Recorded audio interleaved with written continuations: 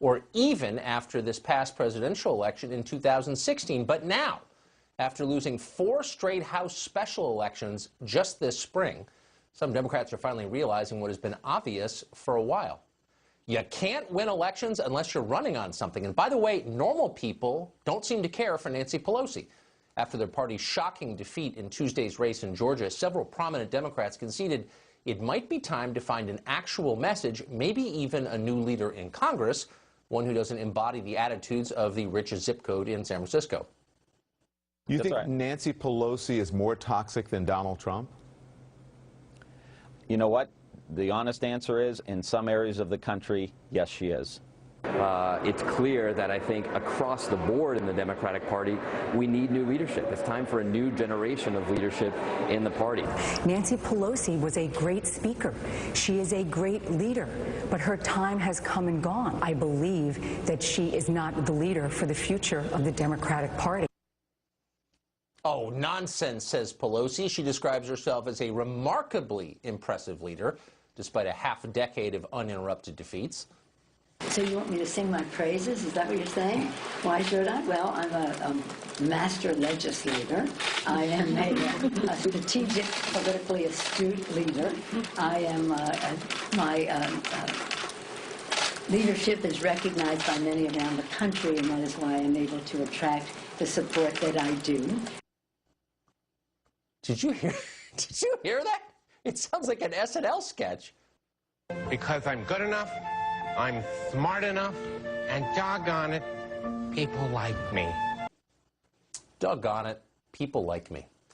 But the question remains, do Democrats need a new message and a new leader to win back the middle of the country? Jose Aristimuño is a former deputy press secretary at the Democratic National Committee, and he joins us now. Jose, thanks a lot for coming on tonight. So, good to be with you. Just to the election on Tuesday, nobody on the left, and honestly, few on the right, called this. The polls suggested a much closer race than the results indicated. Do you think there's any possibility that Russia might have been involved in that race, working on behalf of Karen Handel? Look, the reality here, Tucker, is that Georgia was supposed to be won by Republicans by at least 20 points. That's a joke, points. Jose. Wait, you got to laugh, or else I think you're taking it seriously. Okay, which is why I'm not answering your question. But look, back to my point is, Georgia was supposed to be won by Republicans by at least 20 points. It was won by Republicans by 4 points. Why? Because Republicans keep on losing their base. We are gaining momentum. We are going to win the House in 2018, I'm telling you. Remember, Georgia 6 wasn't supposed to even be competitive, and it was, because this is a referendum on the president. Okay. People are tired of this nonsense. Okay, so it sounds, I mean, I guess, you know, if I were a partisan, which I'm not really, but I would be pretty happy with your response, because what you seem to be saying is everything is fine, make no changes, we're doing great, we're going to win, when in fact, as you know, as a numbers matter, Karen Handel won a higher percentage of the vote than Donald Trump won in that same district in November. So actually you're moving in the wrong direction, but you don't see any need for a course correction at all? Look, talking about change, talking about Nancy Pelosi, she's a great American, she's a great Democrat. Nancy Pelosi is not going anywhere. Nancy Pelosi is here to stay. At the same time, though, let me just say, Democrats across the country, we are recruiting young blood, new Democrats to be candidates so that they can run, okay? And so they can impact solutions and look for solutions that real Americans are looking for. But she's not going anywhere. What are they going to run on? Oh, okay. Look, I'm not here to attack Nancy Pelosi. I feel sorry for Nancy Pelosi. My only point, I guess, would be that she lives in a very rarefied world. I mean, she represents a 100% urban district, one of the richest congressional districts in America. Yeah.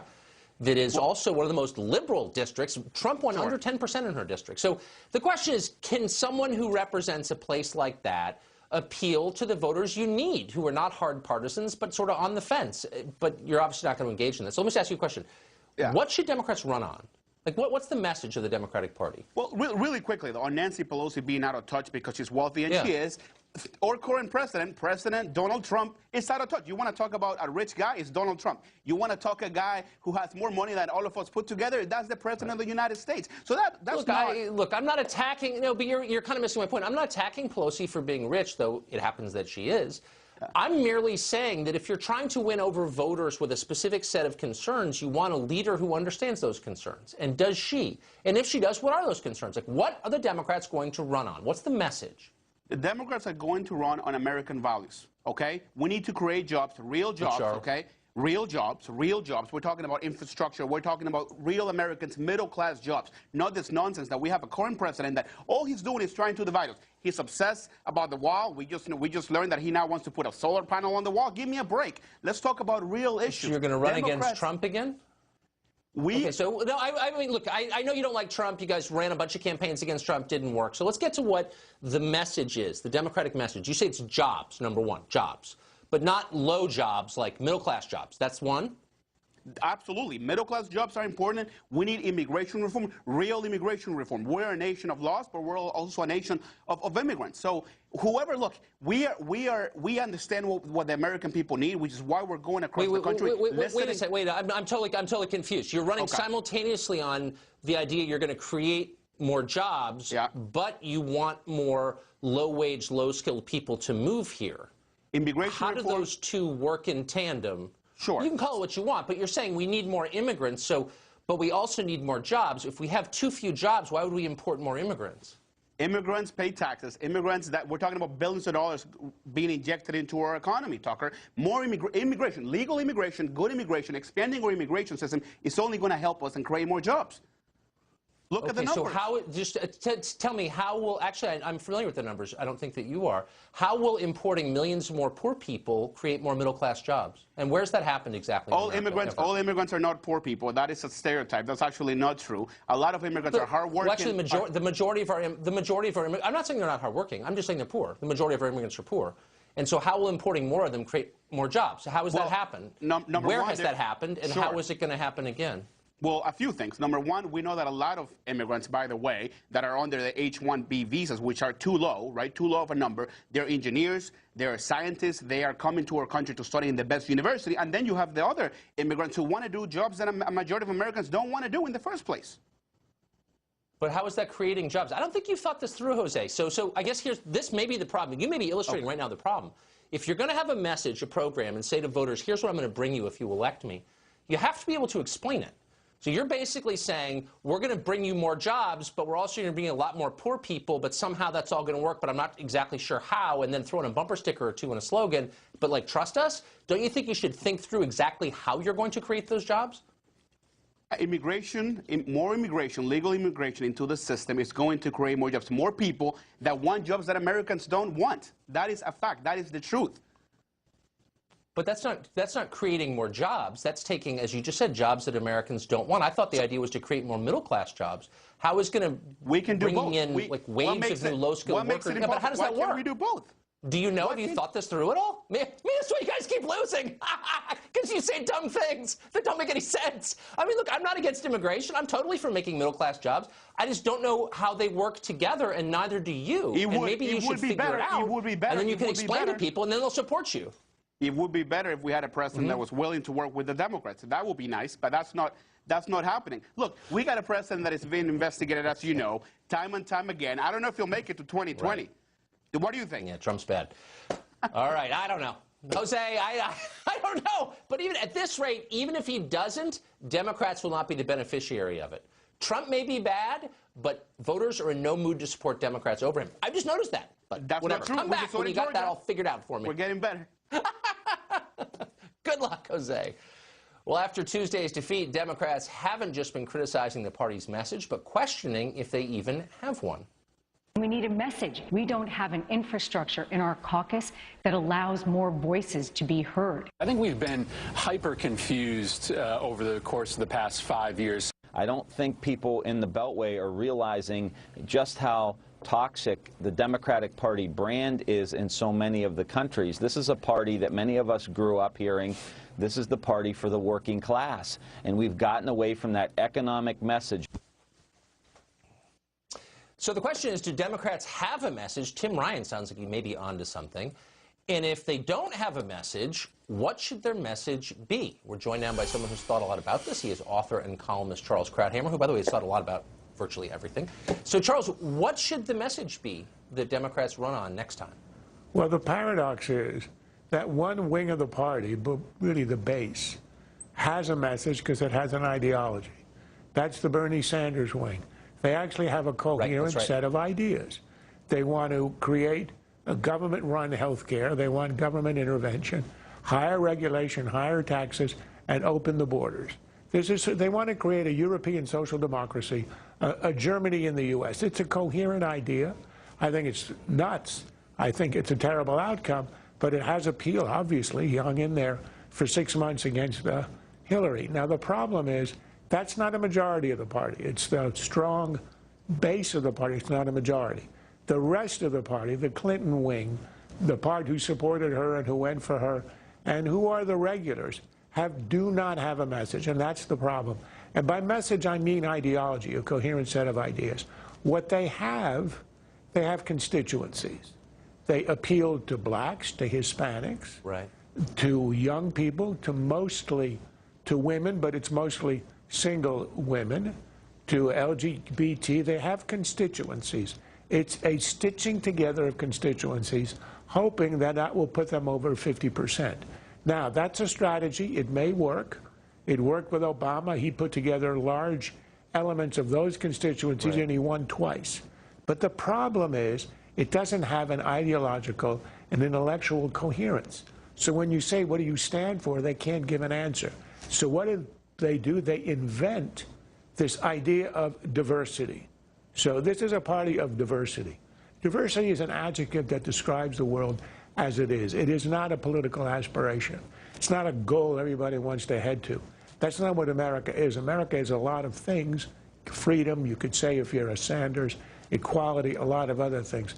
But diversity is a pretty pale and unappealing ideal, if it is one at all. And it's a phony, because it really is just an intellectual excuse for appealing one constituency at a time, and that's what they've been trying to do.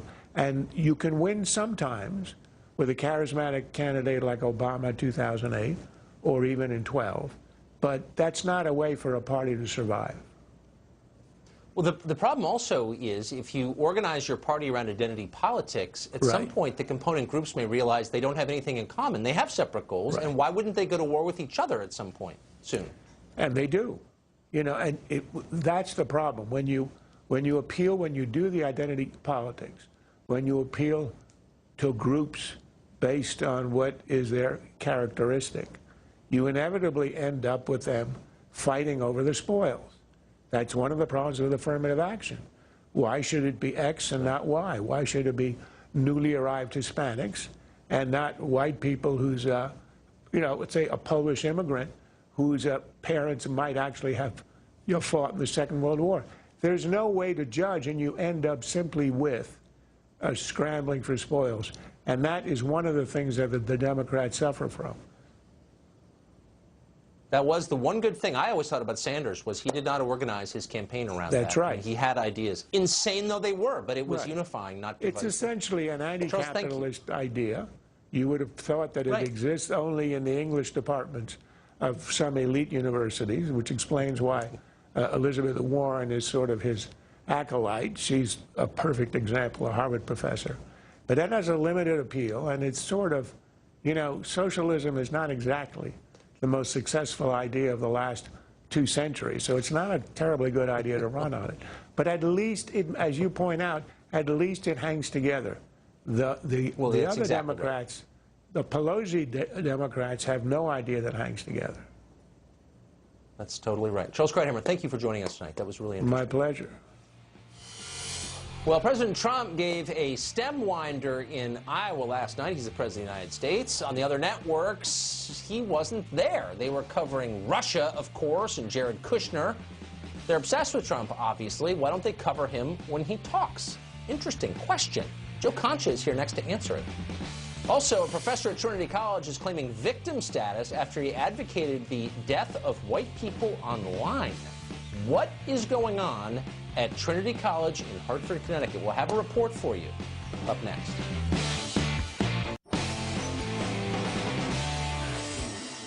This phony NBC television network.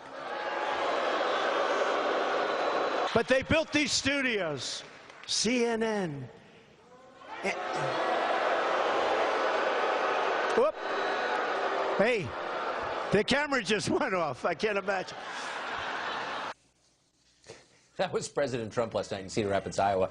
It was a long speech, more than an hour. It's a pretty interesting speech, actually. But unless you're watching this channel, you likely didn't see it. Producers over at CNN and MSNBC cut away pretty quickly. CNN covered Trump's speech for a mere 7 minutes, then went on to discuss Jared Kushner's security clearance. Bet you didn't know that was breaking news. And Jay Johnson's claim that, you guessed it, Vladimir Putin ordered cyber attacks in this country. MSNBC didn't show the speech at all, and instead dedicated more time to, brace yourselves, the alleged collusion between Trump and Putin. Joe Concha writes about media for The Hill, and he joins us tonight. So, Joe, MSNBC, I get, actually, they know who their audience is. That doesn't bother me. CNN's supposed to be a news channel, and they talk about Trump a lot, and here they have a chance to actually show Trump talking, but they cut away. What is that about? When you say a lot, Tucker, boy, you hit the nail on the head. There was one snapshot back in May. It was a non-breaking news day, kind of like last night. MRC study showed that CNN talked about Trump 92% of the time from 4 a.m. to 11 p.m. And if you watch the network, and I watch it often because it's part of my job, that's about right. Probably somewhere between 85 and 92%. They're talking about Trump. So when you're so myopic on a particular person, in this case the president, why wouldn't you cover him live to actually hear what he has to say, unless that unfiltered version of Trump doesn't allow for commentary, punditry, or maybe speculation around the latest bombshell that came via unnamed sources? So then we talk about the business end of this, right, of journalism. How did the ratings work out? Was this a good editorial decision by CNN and MSNBC not to cover this rally live as Fox did? I have the numbers in front of me. Fox more than quadrupled CNN's audience during live coverage at 8 p.m. Eastern last night. Total audience, Fox 3.3 million, CNN 821,000. Against MSNBC, Fox 3.3 million, MSNBC 1.53 million. Then people talk about the demographic. That's the younger audience that advertisers cover most. Fox 642,000, MSNBC 414,000, CNN 260,000. So was this a good choice? It appears not from a business perspective or an editorial perspective. Well, it's not. I wish we could take credit for those numbers. It was Trump talking, not this show. But it's not really journalism what CNN is practicing anymore. It's advocacy. And again, that's okay. I think there's a role for advocacy. But why does the channel continue to brand itself as a news outlet? I don't know how you sell that, right? You say suddenly for 37 years, we're in existence since 1980. You used to work for him way back when. You suddenly say, hey, the days of Bernard Shaw and Aaron Brown, those are gone, and we're just going to be now the opposition party instead. I don't know how you necessarily come out and be transparent about that. But you're right, and the numbers support that. The Harvard study, hardly a bastion of right-leaning conservatism, came out a couple weeks ago, showed that CNN, more than any other broadcast outlet, at least on cable, 93% of its stories are negative. That means out of 100 stories, only 7 stories on CNN are positive. And again, last night was newsworthy to cover because Trump had not done an interview on cable since May 13th, hadn't done one on broadcast news since May 11th with Lester Holt. Therefore, an unpredictable president and that sort of audience on a non-breaking news night, I think you got to cover that. Well, you kind of would think that if you're going to call yourself a news network. I guess what bothers me is the dishonesty. And I don't follow a lot of media about media. I know that that's your job. Is CNN still regarded as a news channel by other news outlets? Do they cite CNN as a source for unbiased accounts of what happened in the world? Or is it seen as an advocacy platform? I think there's a circle that goes between CNN, New York Times, and the Washington Post, and they like to quote each other a lot. But I think to objective observers, based on studies that I've read as well, they're simply not seen as objective anymore. So, again, not just CNN, by the way, Tucker. We saw just today on MSNBC, you had an analyst on there, Elise Jordan, who used to work for the Bush administration, said that sticking up for Trump is like hugging a suicide bomber. You would think after the Kathy Griffin thing, you'd stop using ISIS analogies in these situations, but it seems like hyperbole is just going on both sides, and negativity has worked to a certain extent, but when the president is speaking, you probably should cover that. If not, you're going to pay for it in the ratings, and we certainly saw that last night. Extremism, the pursuit of Trump, is no vice. That is their view. It's unbelievable. Joe, thank you for joining us. Good to see you. It was great. During his speech last night, the president called for new law to keep immigrants off welfare. Is that a divisive, radical new proposal, or is it already the law? Did it start under Bill Clinton? We'll discuss that next. Well, during his speech in Cedar Rapids last night, the president called for all immigrants coming to this country to be barred from receiving welfare benefits for 5 years. That's why I believe the time has come for new immigration rules which say that those seeking admission into our country must be able to support themselves financially and should not use welfare for a period of at least 5 years. Well, the usual suspects were shocked by that, of course, but what the president called for isn't a radical innovation. In fact, it aligns him perfectly with the policies of Clinton, Bill Clinton, that is. A 1996 federal law already bars immigrants from drawing welfare benefits for 5 years, but the Bush and Obama administration steadily increased the number of programs exempted from the law. Francisco Hernandez is an immigration attorney in the state of Texas, and he joins us tonight. So, Francisco, the argument in favor of immigration is that immigrants make the country better, they make it richer, they bring jobs. You can't simultaneously argue that and the United States has some obligation to give welfare to people it's never met before. Can you? Well, Mr. Carlson, thank you for having me. But, you know, quite frankly, the misconception is that undocumented immigrants are receiving welfare. They are not. Okay, that's just plain not true. Now, President Clinton did, in a hypocritical move, to get himself reelected, passed this 1996 statute. But the month after it was passed by executive order, he reversed it. Okay, but there have been 2 presidents, Republican Obama, quite frankly, that have not reversed the executive order. But that's the law. President Trump is not doing anything that's not already within the law. This is a verbal Vesuvius here. Let's back up a tiny bit. First of all, immigrants, legal and illegal, receive a whole host of welfare benefits from the U.S. government, including Medicaid. Do not. Yes, they do, actually. Yet they don't receive Medicaid. They don't receive. Actually, have you ever heard of emergency Medicaid? It's not true. It pays for. Actually, you're wrong. It pays for almost 100% of the emergency room. No, it's true. Okay, whatever. I'm not going to debate a fact that I know to be certain with you when you don't know. Oh, no, there is a special fund, a federal fund, to pay those bills, and they go almost exclusively to illegal aliens.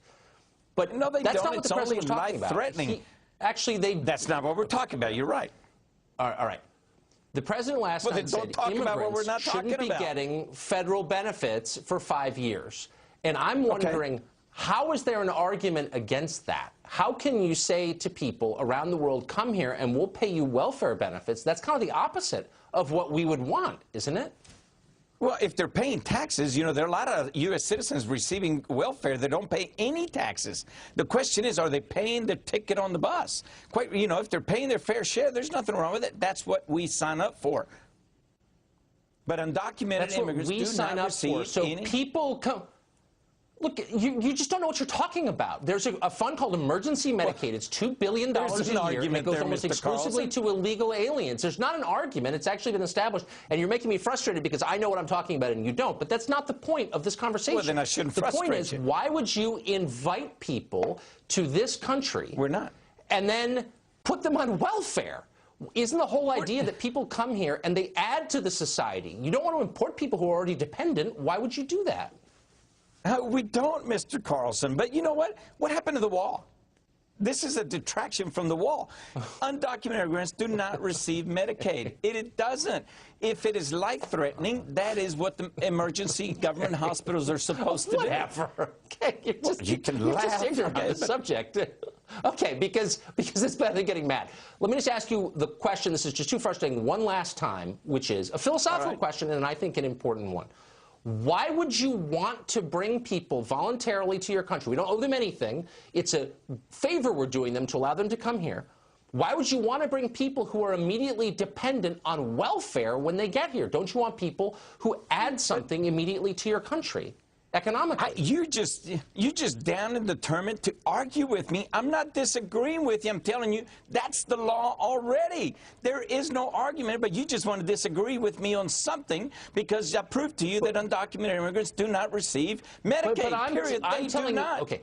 There are two strains here. Undocumented aliens, illegal aliens, do receive the benefits I just described.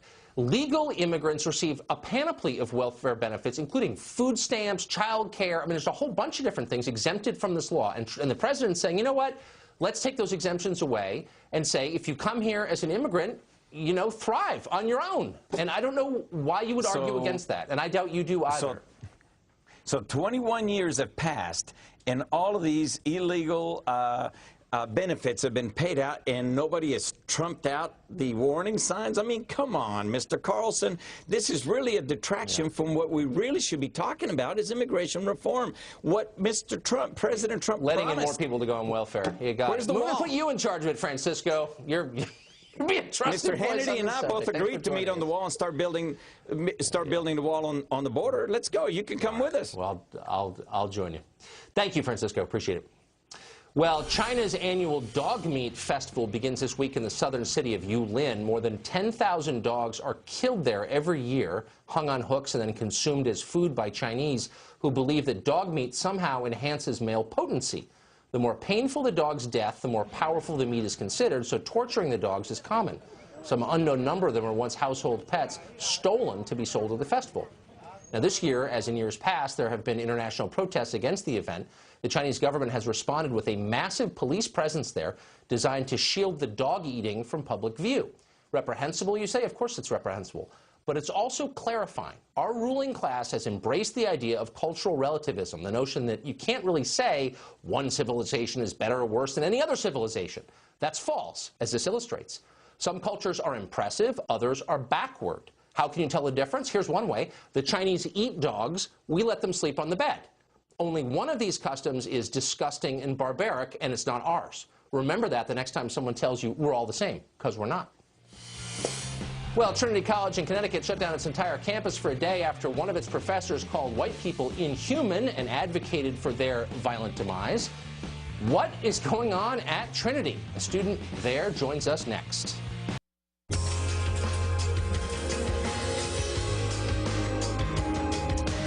Well, several days ago, shortly after House Majority Whip Steve Scalise and 4 others were shot down on a baseball field outside D.C., the sociology professor at Trinity College in Hartford, Connecticut, went on social media to applaud the violence. His name is Johnny Williams. He's a professor there. He linked to an article on Facebook that argued Congressman Scalise should have been left to bleed to death on the field. Here's part of what he wrote. Quote, "It is past time for the racially oppressed to do what people who believe themselves to be white," quotations around white, "will not do. Put an end to the vectors of their destructive mythology of whiteness and their white supremacy system." And then Williams added this, "Let them effing die." Now, he spelled it out. In a later post, Williams referred to white people as, quote, "inhuman." Whoa, he still works there. Forced by news reports to respond to all this, the president of the college, Joanne Berger-Sweeney, issued a statement saying the school will look into Williams' post, not saying he'll be fired for attacking an entire race or inciting violence or lunacy in general, but that the dean of the faculty will assess the situation and then, well, something will happen at some point. It's an unbelievable story, especially for me, since I went to Trinity, along with Jesse Waters and George Will and a lot of other reasonable people, though not all at the same time. The school has changed a lot in recent years, and to find out how much it's changed, I talked to a couple of current students who've taken classes from this professor, Professor Let Them Effing Die, Johnny Williams. They confirmed exactly what you'd suspect from the Facebook post we just read. Williams is an open bigot who singles out and torments kids based on their race. How could he not be? If you let a Klansman teach a college course, how would he treat the black kids? And how could Trinity not know any of this? Williams has been there for 21 years. Well, to find out more, I called the vice president at Trinity, called Angela Schaefer. Schaefer explained that she knows of no review of Williams' behavior in class, presumably because the college doesn't want to hear the details of how he behaved in class, though again, you can imagine. When asked about the "let them effing die" line, Schaefer immediately defended Williams. Quote, "It was a hashtag, not a quote," she said. "A hashtag is used to be part of a conversation online." And what conversation would that be? About letting them effing die? Schaefer didn't explain. Well, for the record, Trinity used to be a pretty good school. Never great, but there were solid history and English departments and some pretty smart kids who, for whatever reason, didn't get into Dartmouth, and so they went there. But then the left wrecked it. not in any especially inventive way, but with the usual combination of lower standards, frivolous classes, low-grade authoritarianism, not to mention the addition of semi-literate buffoons like Professor Johnny Williams. Trinity forgot what made it impressive in the first place, and within 20 years, it was over. Who'd want to go there now? Would you send your kids? Pretty depressing, but it's not uncommon. Maybe it happened to the school you went to. If so, our condolences to you. Justin Fortier is a student at Trinity, and he joins us now. So, Justin, the school didn't exactly apologize for what its professor wrote, "Let them effing die," and they seem to be defending it. That appears to be an appeal to violence. What do you think of that? I think that the school didn't do enough to address this, and Professor Williams and Joanne Berger-Sweeney both should have come out with a little bit more of an apology to kind of make this issue right. His hashtag was definitely inflammatory, unacceptable, and doesn't really represent a lot of the dialogue that goes on at Trinity. Well, I'm glad to hear that. What do you think would have happened? Yeah, I mean, what do you think would have happened if a white professor had written "Let them effing die" about a black lawmaker who got shot? Do you think that, the school would say, well, he's got a right to free speech and academic freedom and all that, we're going to think about it? Do you think? Well, I think President Berger-Sweeney has actually taken her time with a lot of issues.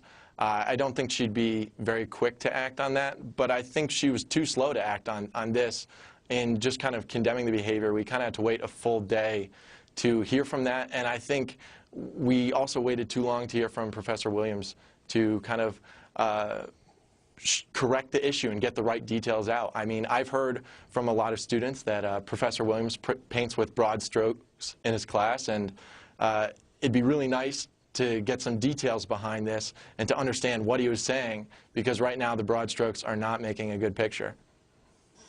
So painting with broad strokes means attacking entire groups of people. I mean, I've talked to kids in his class, and they say he'll attack groups of people based on their skin color, their income, where they live, and it makes a lot of the kids pretty unhappy. Have you heard that? Yeah, I've heard that from my peers, that he makes basically assumptions based on what students are wearing and things like that. I think that's part of his class, and I think some students have told me that they've come to learn from that experience, but they've also, some students have found it difficult to try to learn in an experience where it's somewhat hostile. Why would Trinity have a professor like this? I think Trinity is focused on trying to maintain what a real liberal arts education should be. I mean, one group on campus, the Churchill Institute's trying to make sure that both sides of the dialogue are heard, and I think it's important to have academic freedom and for professors to be able to say things, but when a professor comes across with this inflammatory, I don't think that's acceptable, and certainly deserves an apology. Let them effing die? Let them bleed out? Yeah, it's not. Okay.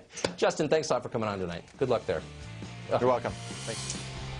Kamala Harris of California, the latest Democrat to be held up as a victim of sexism. She didn't seem to care that much about the suffering of women under radical Islam during the hearing.